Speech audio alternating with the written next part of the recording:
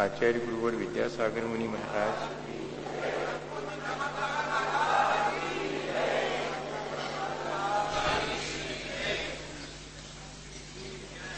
हम सभी लोग भक्ति के माध्यम से अपने जीवन को अच्छा बनाने की प्रक्रिया पर विचार कर रहे थे।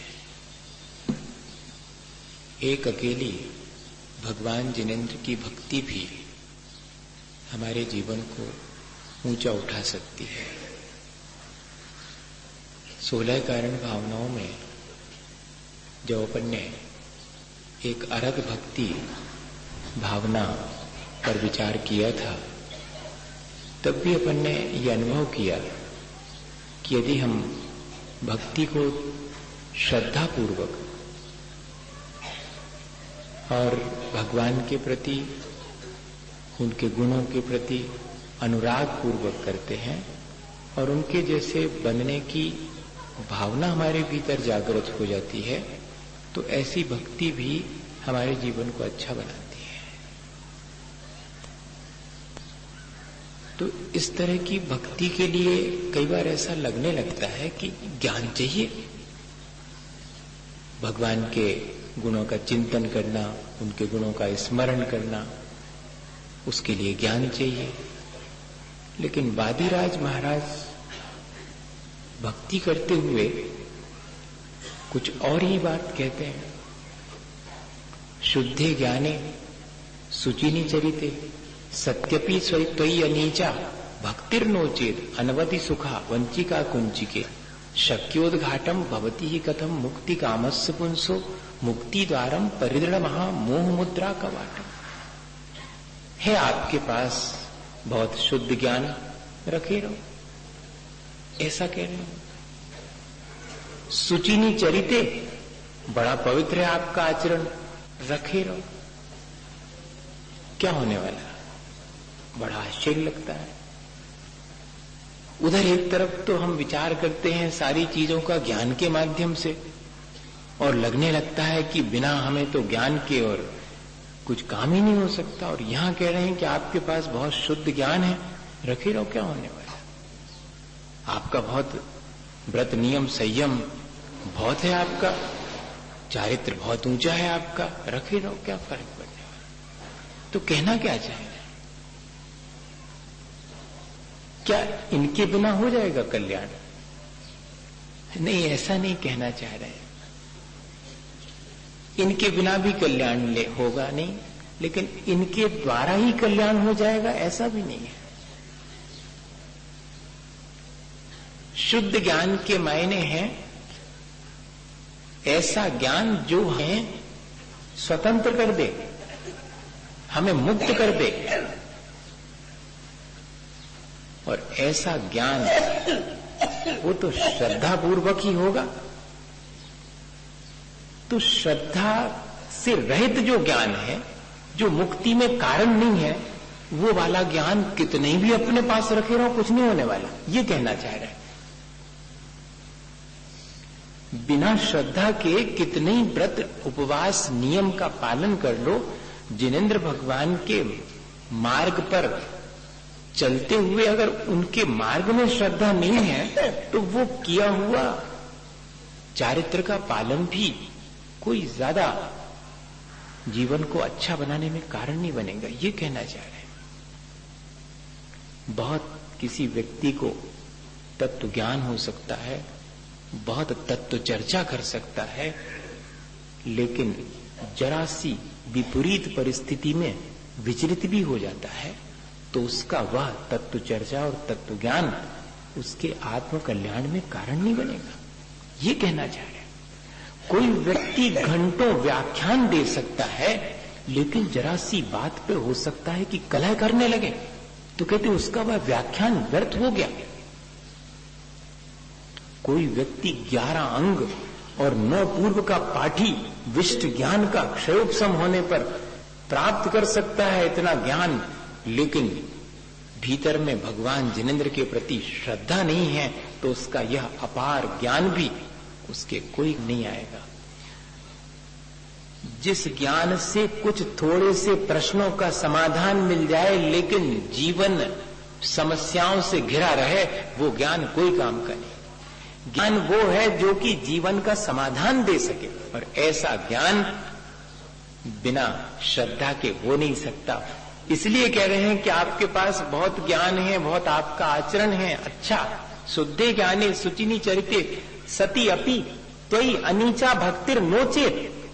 अगर ऐसा होने पर भी भगवान के प्रति अनीचा भक्ति अर्थात श्रेष्ठ उत्कृष्ट भक्ति नहीं है, अगर भगवान के प्रति, जो कि वंचिका कुंचिकेयम, वह जो भक्ति है वो तो कूंची के समान है, वो तो ताली के समान है, चाबी के समान है। अगर वो नहीं है तो मोक्ष पर उसके दरवाजे पर लगा हुआ ताला वो खुल नहीं सकता। किस चीज का ताला लगा हुआ है? मोह मुद्रा कवाटम, मोक्ष के द्वार पर मोह का ताला लगा हुआ है, और उस मोह के ताले को ज्ञान और बाह्य व्रत नियम नहीं खोल सकता। खोल सकती है तो भगवान जिनेंद्र की भक्ति रूपी चाबी उस ताले को खोल सकती। बताइए, वादिराज महाराज के भक्ति करने का ढंग, उनके भक्ति करने की भावना, ये नहीं कह रहे हैं वो कि आपके ज्ञान और आचरण से कुछ नहीं होने वाला। वो ये कहना चाह रहे हैं कि ज्ञान और आचरण के साथ अगर भक्ति नहीं है तो ऐसे ज्ञान और आचरण से कुछ नहीं होने वाला। वो भगवान की भक्ति यानी कि सम्यक दर्शन, वो अगर हमारे जीवन में नहीं है, अपनी भक्ति कैसी होती है? नीचा भक्ति होती, अनीचा नहीं होती। अनीचा भक्ति वो कहलाती है जिसमें कोई स्वार्थ नहीं होता भगवान की भक्ति करते समय, जिसमें कोई देखा देखी नहीं होती, गतानुगतिकता नहीं होती, जिसमें किसी परंपरा के निर्वाह करने की बात नहीं होती, जिसमें आत्म स्वरूप को देखने, उसे प्राप्त करने की भावना होती है, वो भक्ति। जिसमें हम अपने ही आत्म स्वरूप का दर्शन करते हैं, अपने ही उस वीतराग स्वरूप में लीन होते हैं, वो भक्ति। भक्ति वास्तव में भगवान के स्वरूप में लीन होना यानी अपने ही वीतराग स्वरूप में लीन होना है।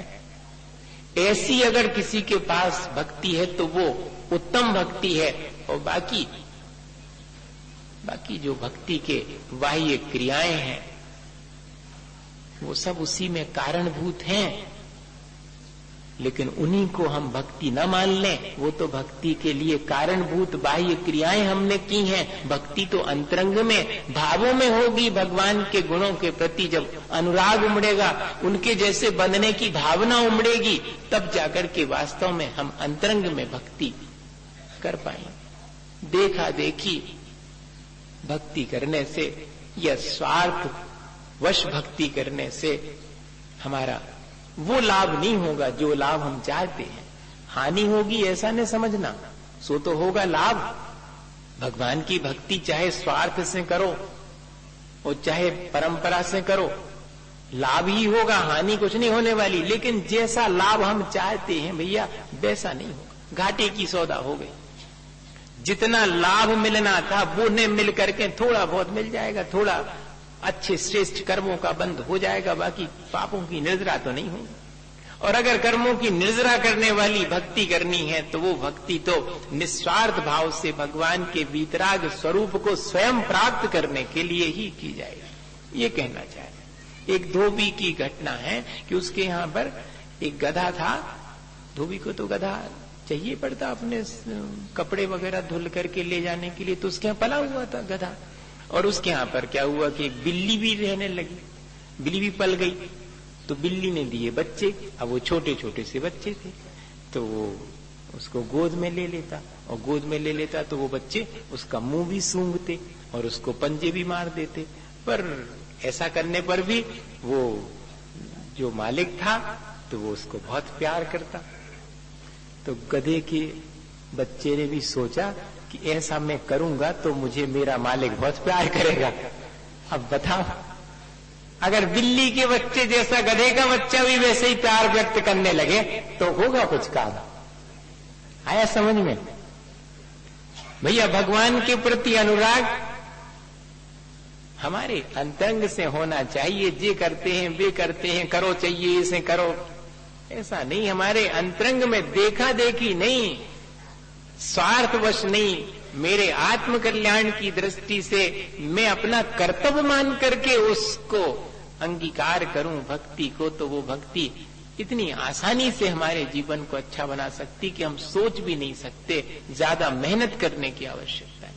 हमारे ख्याल से तो जितनी संसार में हम मेहनत करते हैं वो करना छोड़ देवें तो हमें आसानी से मेहनत कौन सी करना पड़े। राग द्वेष में मेहनत करने भैया, और काय की मेहनत। हमारे ख्याल से तो जितनी मेहनत राग द्वेष कर रहे हो तो वीतरागता में भैया आज तक कोई बताओ। वीतराग भाव रखने में कोई मेहनत नहीं है। सारी मेहनत संसार में है तो राग द्वेष की मेहनत है। लोग कहते कि महाराज आप दिन भर काम में लगे थक जात हुई हो। हमने कि हम नहीं थकत, हम जब थकत जब कोई राग द्वेष करने लगत तो थक जाते। अब भाई हमसे नहीं हो जो, और कोई कहीं कोई मेहनत नहीं करनी पड़ती। वीतराग भाव धारण करने में तो कोई मेहनत नहीं, और वही भक्ति का उद्देश्य है। उस वीतराग भाव को कहीं कोई परिश्रम की वहां पर आवश्यकता नहीं है। प्रच्छन्ना खलवय मगमयी रंधकारई समन्तात् पंथा मुक्ते स्फुटित पदः क्लेशगर्तै रगादै तत्कस्तेन व्रजित सुखतो देव तत्त्वावभासी यद्यग्रे अग्रे न भवति भवत भारती रत्न दीपा। वादिराज महाराज फिर भगवान की भक्ति करते हुए आगे कहते कि भगवान ये जो मोक्ष का मार्ग है पंथा मुक्ते, यह जो मोक्ष का मार्ग है प्रच्छन्ना ढक गया है। कैसे ढक गया भगवान?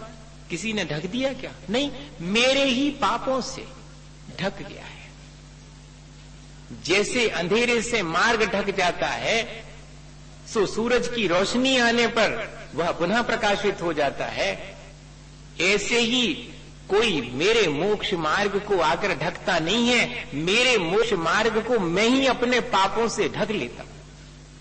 क्लेश गर्तई रगादई स्फुटित पदा, और ऐसी स्थिति में जब मैं उन पापों में लिप्त होकर के अपने मोक्ष मार्ग को ढक लेता हूं तो फिर मेरे पैर भी उस मोक्ष के मार्ग में ऊंचे नीचे पड़ने लगते हैं, क्योंकि मार्ग तो ऊबड़ खाबड़ है।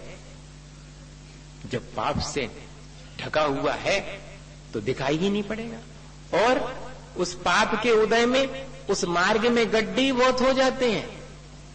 कौन से गड्ढे?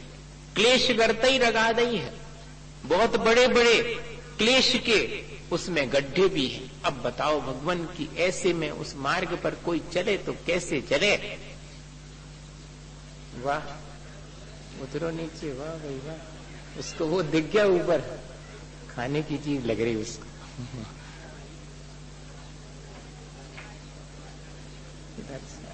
ठीक बैठेगी वो, उसके नीचे बैठ जाती है। तो यह जो मोक्ष का मार्ग है वो तो अत्यंत प्रकाशित है, लेकिन उस मोक्ष के मार्ग को मैंने ही अपने पापों से ढक रखा है। अगर मोक्ष के मार्ग में मुझे परेशानी होती है तो मेरे अपने उन्हीं पाप कर्मों की वजह से होती है। अगर कोई क्लेश होता है तब वह भी मेरे ही अपने कर्म के उदय से होता है। बस वो दीपक गिरा न ले अपने ऊपर, इतना ही है।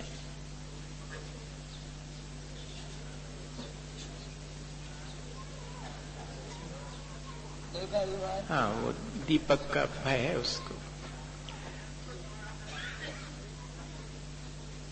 तब फिर कोई क्या करे भगवान उस मोक्ष के मार्ग पर?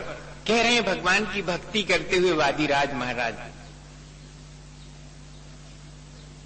स्फुटित पदः क्लेश गर्तई रगादई तत्कस्तेन व्रजति सुखतो देव तत्त्वावभासी यद्यग्रे न भवति भवत भारती रत्न दीपा। कोई कैसे चल पाएगा भगवान उस मोक्ष के मार्ग पर अगर उस मार्ग को प्रकाशित करने वाली आपके वचन रूपी दीपक, आपके वाणी रूपी दीपक की ज्योति अगर आगे आगे नहीं हो, यद्यग्रे अग्रे आगे आगे अगर आपकी वाणी, आपके द्वारा कहे गए वचन वो ध्यान में रखता है, तो उसका मार्ग बहुत आसान हो जाता है। वादिराज महाराज अपने जीवन के स्वयं के बारे में कह रहे हैं कि अगर मुझे कोई व्याधि हुई है, अगर मेरे जीवन में मोक्ष मार्ग पर चलते हुए कोई कष्ट आया है, मेरे मोक्ष के मार्ग में मुझे थोड़ी सी मुश्किल आई है, तो उसका कारण और कुछ नहीं है, मेरे अपने पूर्व संचित पाप कर्म ही हैं।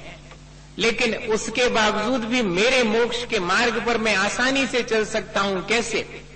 वो हम सब के लिए कह रहे हैं, क्योंकि हम सब संसार में कोई कमती दुखी है, कोई ज्यादा दुखी है, पर यहाँ सब दुखी हैं, सब विपत्ति से घिरे हुए हैं, सब संकट से ग्रसित हैं। सबसे बड़ा संकट तो अपने भीतर ही लय फिर रहे सब जने, मोह का संकट, मिथ्यात्व का संकट तो भीतर ही अपने लिए फिरते हैं, और दूसरे संकट की क्या बात करें। कहते सब उस संकट से, विपत्ति से घिरे हुए हैं, और मोक्ष के मार्ग पर चलना कैसे आसान होगा अगर आपके वाणी रूपी दीपक आगे आगे ना हो। अर्थात मोक्ष के मार्ग पर चलना आसान हो सकता है सारी विपत्तियों के बावजूद भी इस भक्ति के माध्यम से, क्योंकि भक्ति जो है वो मोक्ष मार्ग पर चलने वाले के लिए प्रकाश के दीपक के सन प्रकाश देने वाली है। क्योंकि भक्ति करने वाला क्या स्थापित कर लेता? भगवान से संबंध स्थापित कर लेता है। जैसे जिससे हमारा अनुराग होवे वही से बातचीत हो पाती, बताओ? नहीं हो। 1000 आदमी मिलत हुई रास्ता में, सबसे करत जय जिनेन्द्र, नहीं जो उनसे थोड़ी चिनार हो उसे करत, उसने 4 बातें और ज्यादा पूछ लेते कि क्या भैया कैसे हो हैं। अब भगवान से अगर हमारी पहचान हो जावे भक्ति के माध्यम से, उनके प्रति हमारा अनुराग हो जावे, तो फिर हम उनकी बात समझने लगते हैं, फिर पूछने लगते हैं अपने कल्याण के लिए। वही तो वो जो कल्याण के लिए भगवान निरंतर हमारे कह रहे हैं, उनकी वाणी वो फिर हमारे लिए दीपक का काम करती है और आसानी हो जाती। वादिराज महाराज भी यही कह रहे हैं कि मैं ये नहीं कह रहा हूं भगवान कि मेरे इस व्याधि आप दूर कर दो, मैं आपकी भक्ति से अपनी व्याधि दूर करवाने के लिए नहीं आया हूं, मैं तो आपको सिर्फ ये बताने आया हूं कि इस तमाम व्याधि के बावजूद भी मेरे मोक्ष के मार्ग में मुझे जरा भी मुश्किल नहीं है। क्यों नहीं है मुश्किल? क्योंकि आपकी वाणी का चिंतन करता रहता हूं, सो ये सारे दुख भी होते हुए दुख मुझे दुखी नहीं कर पाते। दुख हो सकता है लेकिन वो मुझे दुखी करे ऐसा नहीं। परेशानियां हो सकती लेकिन मैं परेशान हूं ये अनिवार्य नहीं है, वो मेरे ऊपर निर्भर है कि सारी परेशानियों के बावजूद भी मुझे परेशान होना कि नहीं होना, मुझे तत्व चिंतन करना है या कि उन परेशानियों का चिंतन करना, ये मेरे ऊपर निर्भर करता है। इसलिए मोक्ष मार्ग इस तरह की स्थिति निर्मित होने पर भी भक्ति के माध्यम से तमाम विपत्ति और संकटों के बावजूद भी भगवान का भक्त अगर कोई है तो आसानी से उस मार्ग पर बिना किसी बाधा के चलता रहता है। क्यों? क्योंकि उसको सहारा है, उसको प्रकाश दिखता रहता है कि भगवान ने तो मुझे ये कहा था, मेरा स्वरूप तो ये है, मैं कहां जो है इसमें पड़ गया। 4 मेढक थे, एक पटिया पर बैठे और नाव में बह रहे थे। अब कहानी है भाई, देखो, नहीं तो आप कहो कि जी ऐसे कहां से ले आए आप मेढक और वो पटिया पे बैठे और जा रहे। अब आदमी की कहें तो बुराई लग जाए, इसे मेढक की अच्छी है। तो वो चारों मेढक चले जा रहे हैं उस पटिया पर बैठे, तो एक के मन में आया, तो वो कहता है कि देखो तो जी पटिया सजीव है, बह रहा है, पटिया चल रहा है। तो 3 ने सुना, तो एक से रहा नहीं गया, कह ले बुद्धू हो तुम, हैं? कहीं पटिया सजीव होता है क्या? वो चलता है? अरे पानी बह रहा हो सो पटिया बह रहा हो। तो दूसरे ने अपनी बात कह दी कि पानी की वजह से पटिया बह रहा। अब तीसरे को कहां शांति? कह ले सुनो, ने पानी बह रहा हो ने पटिया बह रहा हो, अपने मन में विचार बह रहे सो अपन को ऐसा लग रहा हो। वो भी बिल्कुल सही था, वो भी नहीं, सब एक दूसरे से ज्यादा जबरदस्त। अब चौथा वाला जो है वो, अब लेकिन तीनों अपनी अपनी बात पे अड़ी। पहला कहता है कि पटिया बह रहा, दूसरा कहता नहीं पानी बह रहा, तीसरा कहता है कि अरे ये तो विचारों का प्रवाह है। चौथा चुपचाप बैठा हुआ है। भगवान की वाणी तो कैसी है? वस्तु स्वरूप को, हमारे आत्म स्वरूप को यथावत दिखाने वाली है, किसी एक पहलू से नहीं, वो तो समस्त समग्र वस्तु को दिखाने वाली ऐसी वाणी का आलंबन कोई लेवे तो फिर देखिएगा कि कैसे उसके मोक्ष मार्ग में बाधा आ सकती है, कैसे उसको संसार के दुख सुख जो है वो तकलीफ दे सकते हैं। ये कहना चाह रहे हैं भक्ति के माध्यम से। तो चौथे वाले से पूछा कि क्या भैया तुम भी तो कहो कछु? सो कह ले तुम तीन ही जने सही हो, हमें जही कहने और कछु अकेले लड़ो ने कि नहीं पटिए ही सही है, बैरव है कि नदिये ही बह रही, के विचार ही, तीनों चीजें सही है। लेकिन कहते हैं कि उन तीनों को जा बात नहीं जमी, सुबह उचके सो तीन ही डूब गए। अपने साथ भी यही है, अपना ज्ञान इसी तरह का है, वो हमारे लिए ज्योति नहीं दे पाता। भगवान की वाणी तो अपन को मिली, वो ज्ञान तो अपन को प्राप्त हुआ, लेकिन कौन सा ज्ञान सही है? सापेक्ष ज्ञान ही सही है। भगवान की वाणी तो उसी अनेकांत स्वरूप का हमें दर्शन कराती है, जिसके माध्यम से हम हर परिस्थिति का विचार करके सापेक्ष रूप से और अत्यंत समता भाव को धारण कर लेते कि ठीक है, इस अपेक्षा से ये बात ठीक है, इस अपेक्षा से ये बात ठीक है, क्यों संकलेश में पड़े, क्यों राग द्वेष में पड़े। यही तो भक्ति हमारे लिए जीवन को अच्छा बनाने की प्रेरणा दे रही है। इस तरह यदि हम भक्ति के स्वरूप को ठीक ठीक समझकर और भक्ति करें निस्वार्थ भाव से उस वीतराग स्वरूप को पाने के लिए, और निरंतर उस भक्ति के माध्यम से, और भगवान ने क्या संदेश दिया है, क्या उपदेश दिया है, अपने स्वरूप को जानने का उपदेश दिया है, उसको अगर ध्यान में स्मरण में रखें तो इस संसार के राग द्वेष से, संकट से आसानी से बच सकते हैं। इसी भावना के साथ बोले आचार्य गुरुवर विद्यासागर। हे गुरुवर शाश्वत सुख दर्शक, यह नग्न स्वरूप तुम्हारा है, जग की नश्वरता का सच्चा दिग्दर्शन कर।